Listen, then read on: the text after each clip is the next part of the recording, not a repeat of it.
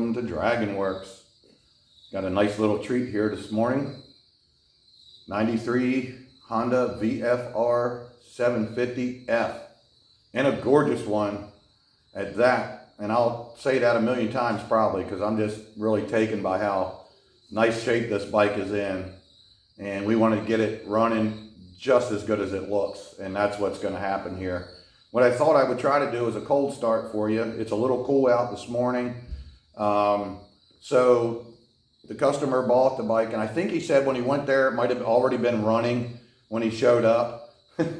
And then, of course, he bought it, and when he got home later or the next day or whatever, he couldn't get the thing started, or if he did, it wouldn't stay running, something like that. That's what's going on with it. The other day when it was warm out, I was able to start it, and it would run on choke, but when you took the choke off, it would die. So I was just going to check and see if it will start, so you guys can see like the before and after, but I don't have high hopes for it staying running because it's cooler, but let's just see what happens here. What a gorgeous bike. I'm going to keep saying it.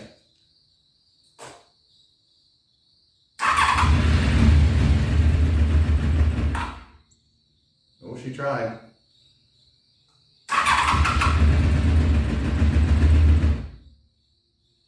That's full choke. Tried a little throttle, didn't like that, man.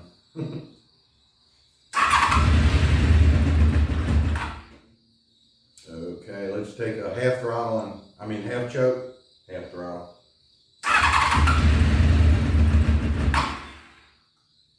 Okay, folks, one more time. If she don't stay running, that's what you get.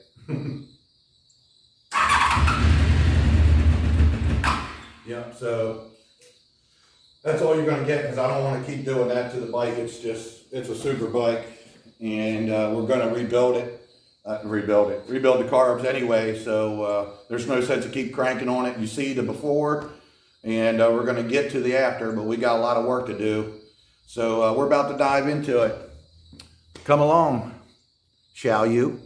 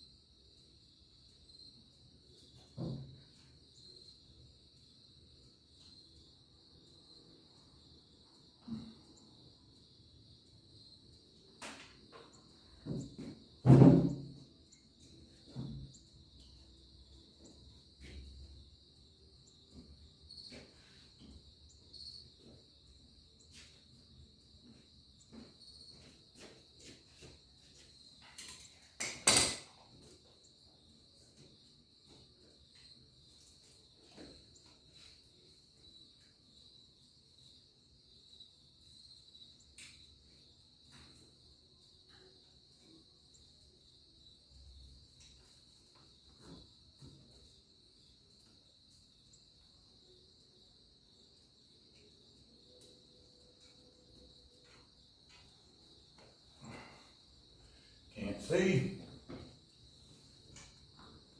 Hell getting old.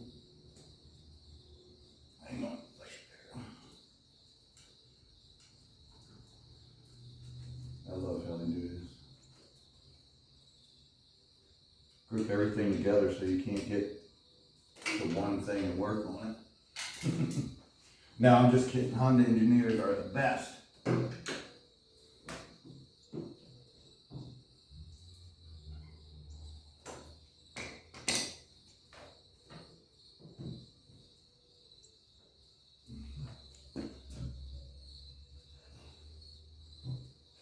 Hope the petcock holds. So far so good.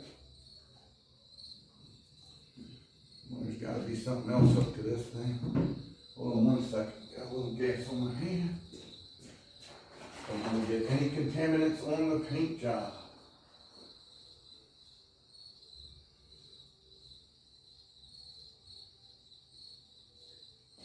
I'm going to put the tank over here on the bench for a moment.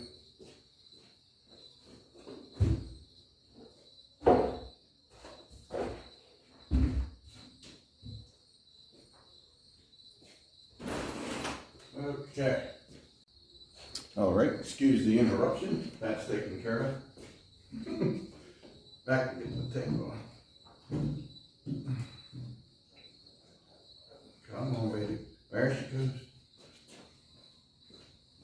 Set this in a safe spot for right this minute.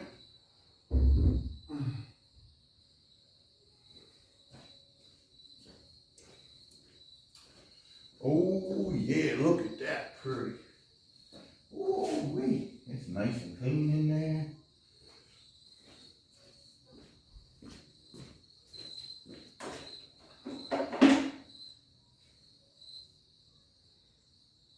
Lug wrench. And Honda guys think of everything. How many bikes come with a lug wrench? None. All right, let's give a quick look at her here. For the viewers, look at this thing, man. I haven't found any imperfection on this thing yet. But yeah, just as expected, just as clean underneath. Wow. Am I the only one that's getting excited about this? This guy got, I don't care if it ran or didn't run, man. You can't put a price on a bike in this good a shape, because from here on out, it's up to him, you know, to start out with something this great.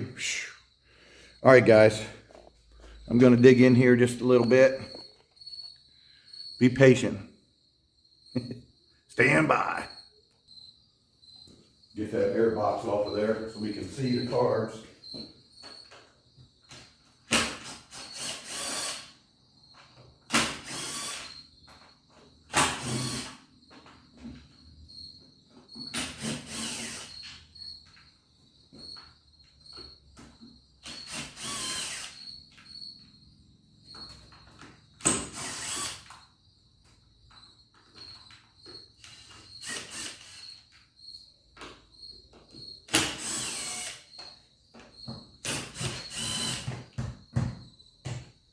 There's the lid.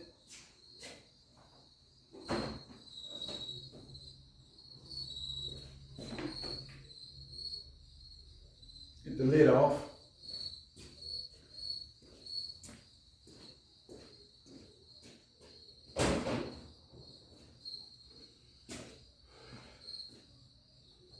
I got a new Unifoam high performance air cleaner coming.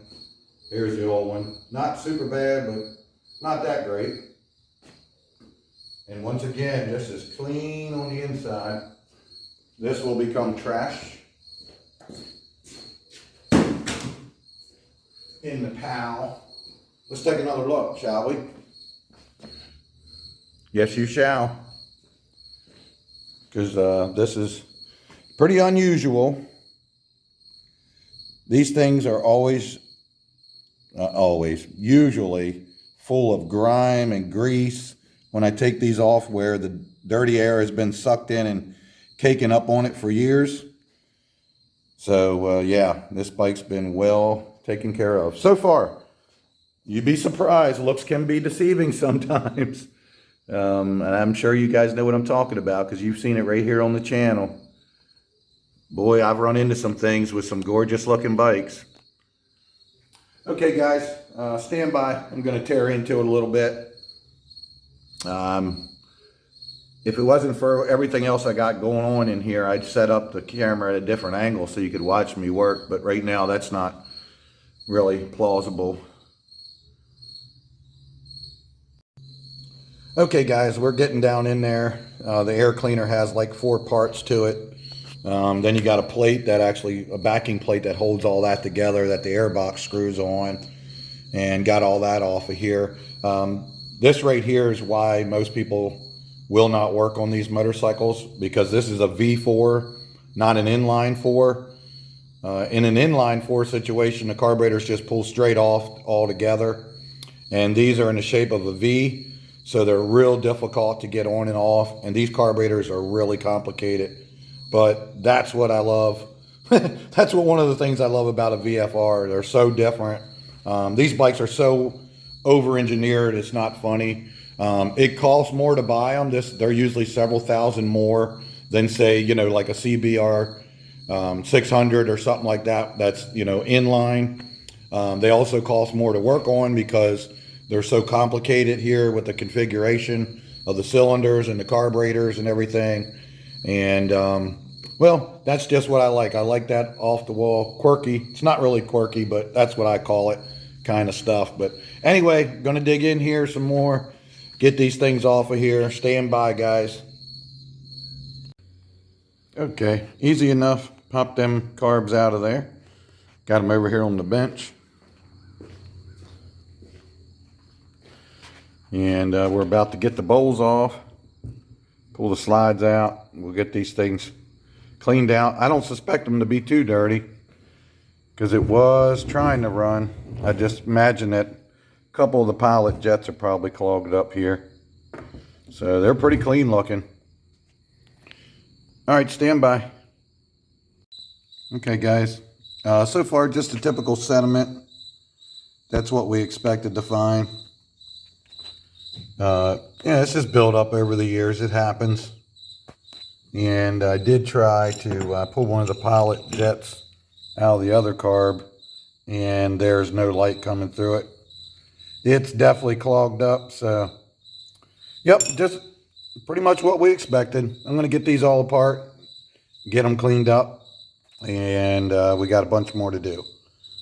So once again, stand by.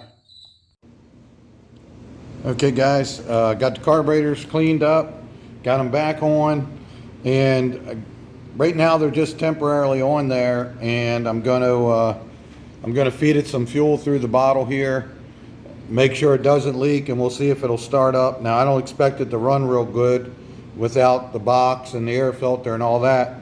Just want to make sure we're not going to have any leaks, and it should at least start up and idle. It's going to be a little bit lean with no restriction.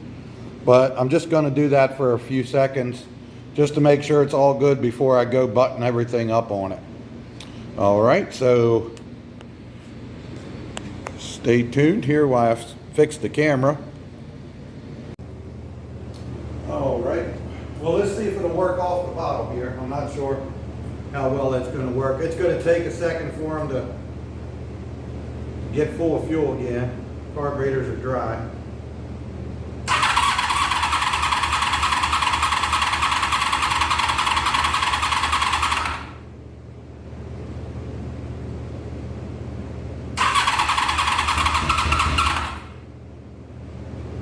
Yep, they're filling up.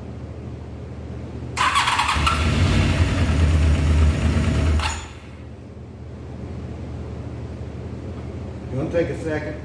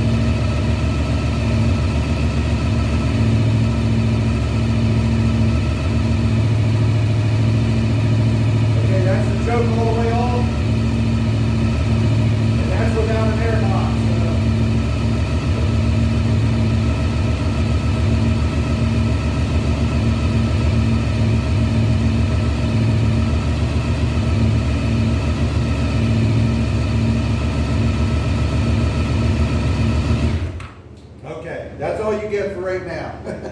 The bike hasn't run in, I don't know how long, over a year that I know of. And like I said, right now, as I just showed you in the last clip, basically I'm just doing that to make sure that there's no leaks and that it is starting and running. I got the breather tubes blocked off here. They come out of they vent the crankcase, and if you don't block them, sometimes oil will come splashing out of there while you're doing that. So I cover it up. I don't want to get oil anywhere. But anyway,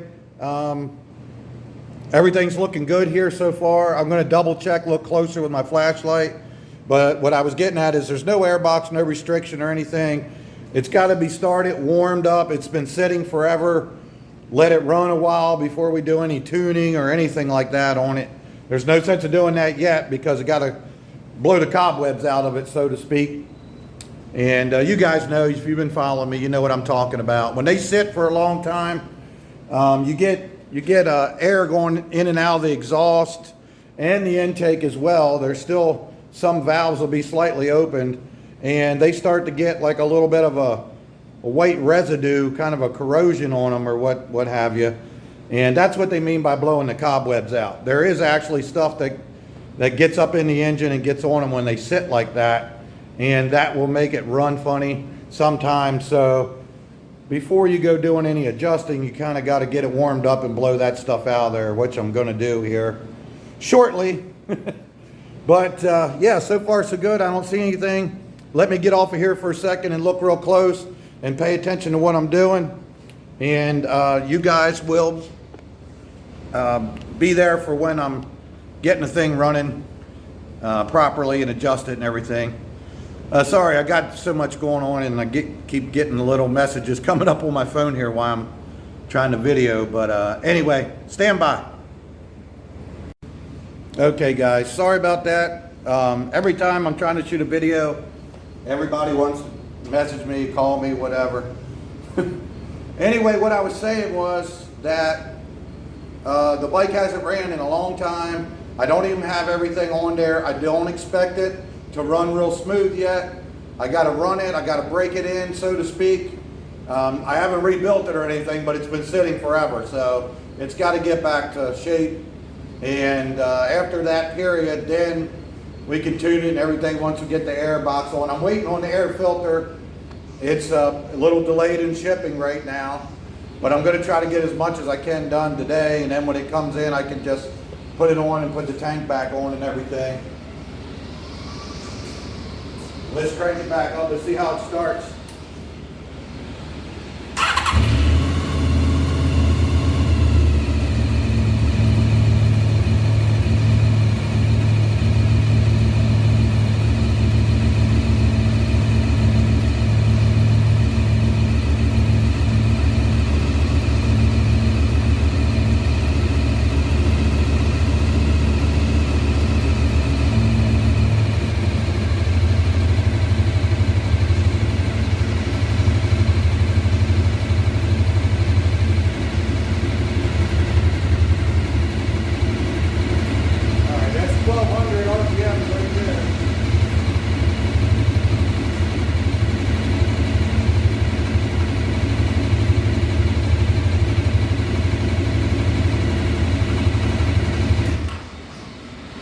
Alright guys, so I'm not going to bore you. I'm going to keep running it, warming it up, blowing all the cobwebs out. And really there isn't much more, I guess, at this point. Somebody's weed whacking right outside my door. Oh lordy. Yeah, I just don't have any luck videoing anymore. So I guess there's not a whole lot more for you guys to see until I get the whole thing wrapped up.